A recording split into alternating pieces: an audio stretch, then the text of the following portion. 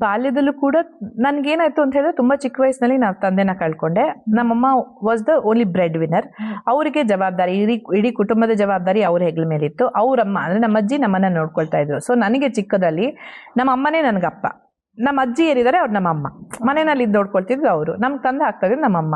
ನಮ್ಮಮ್ಮ is a very strong character. ನನ್ನ strength ಇವತ್ತು ಏನಿದೆ, ನನ್ನ ಧೈರ್ಯ, ಕಾನ್ಫಿಡೆನ್ಸ್ ಏನಿದೆ ಎಲ್ಲ ನಮ್ಮಮ್ಮ ನೋಡ್ಕೊಂಡು ಬೆಳೆದ. ನಮ್ಮಮ್ಮ ಹಾಗೇನೆ, ನಮ್ಮಮ್ಮ ಹೊರಗಡೆ ಗಂಡಸ್ತರ ದುಡಿಯೋರು, ಅಂದ್ರೆ ಎಲ್ಲಿ ಯಾವ ಕೆಲಸನಾದ್ರೂ ನಮ್ಮಮ್ಮನ ಕೈಗೆ ಹೇಳಿದ್ರೆ ಅದಾಗುತ್ತೆ ಅನ್ನೋ ತರ. ಸೊ ಅವರಿಂದನೇ ನನ್ಗೆ ಎಷ್ಟು ನಮ್ಮಮ್ಮನಿಂದ ಇನ್ಫ್ಲೂಯೆನ್ಸ್ ಅಂತ ಹೇಳಿದ್ರೆ, ನನ್ನ ಹ್ಯಾಂಡ್ ರೈಟಿಂಗ್ ಕೂಡ ನಮ್ಮಮ್ಮನ ಹ್ಯಾಂಡ್ ರೈಟಿಂಗ್ ತರನೇ ಇದೆ.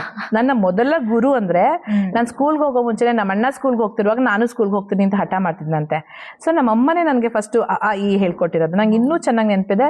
ಅವ್ರು ಸ್ಲೇಟ್ ಅಲ್ಲಿ ಬರ್ಸ್ತಾ ಇದ್ದಿದ್ದು, ಮನೆ ಗೋಡೆಗಳೆಲ್ಲ ಇತ್ತು ಅವಾಗ, ಗೋಡೆ ಮೇಲೆ ಬರೀತಿದ್ದು.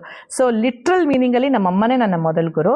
ನನ್ನ ಲೈಫಲ್ಲೂ ಅಷ್ಟೇ, she holds a very high place. And ನನ್ನ ರೋಲ್ ಮಾಡೆಲ್ ಯಾರು ಅಂತ ಕೇಳಿದ್ರೆ ನಮ್ಮಮ್ಮ, ಅವ್ರನ್ನ ನೋಡ್ಕೊಂಡೇ ಬೆಳೆದಿರೋದು. ಸೊ ಹಾಗಾಗಿ ಅವ್ರಿಗೆ ಜವಾಬ್ದಾರಿ ಜಾಸ್ತಿ ಇತ್ತಾ. ಸೊ ಅವರ ಜವಾಬ್ದಾರಿಗಳನ್ನ ನೋಡ್ಕೊಂಡು ನಾವು ತುಂಬಾ ಬೇಗ ಮೆಚ್ಯೂರ್ ಆದ್ವಿ. ನಾನು ನಮ್ಮಣ್ಣ ನಾವು ತುಂಬಾ ಜವಾಬ್ದಾರಿಗಳಾಗಿದ್ವಿ. ನಾವು ಡಿಮ್ಯಾಂಡ್ ಮಾಡೋದು, ಹಠ ಮಾಡೋದು ಏನಿಲ್ಲ, ತುಂಬಾ ಡೀಸೆಂಟ್ ಹುಡುಗರು ಇವತ್ತಿಗೂ. ಹಾಗೆ ವೆರಿ ಗುಡ್ ಕಿಡ್ಸ್. ನಾವ್ ಇವಾಗ ಹೇಳ್ತಿರ್ತೀವಿ ಅದೃಷ್ಟ ಮಾಡಿದ್ವಿ ನಮ್ಮಂತ ಮಕ್ಳನ್ನ ಸಿಗಕ್ಕೆ ಅಂತ.